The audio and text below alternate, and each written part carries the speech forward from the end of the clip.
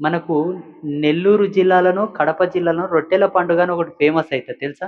భారతదేశం మొత్తము ఎవరైతే ముస్లిమ్స్ ఉంటారో, వాళ్ళు మసీదులు నిర్మాణం చేసుకొని, ఆ మసీదుల్లో వాళ్ళ ప్రార్థనలు చేసుకుంటారు. వాళ్ళ దేవుడిని వాళ్ళు కొలుచుకుంటారు, పూజించుకుంటారు.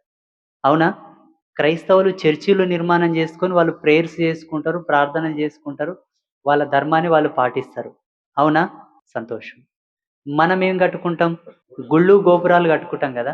మరి మీరు దర్గాల దగ్గరికెళ్లి కందుర్లెందుకు జేస్తారు? అయి మనయి గాదు గదా! ఎందుకు వెళ్లి జేస్తారు చెప్పండి? నేను ఇప్పుడు ఈ విషయానికొస్తే నేనొక అజ్ఞానిని. నాకు తెలివి లేదు. అందున బుద్ధి లేదు. మైండ్ దొబ్బింది నేనడుగుతున్నా. మీరు బుద్ధున్నోళ్ళు గదా! నాకు అర్థం జెప్పండి. ఎందుకు మీరు పీర్ల పండుగ దగ్గరికెళ్లి యాటలు కోస్తారు?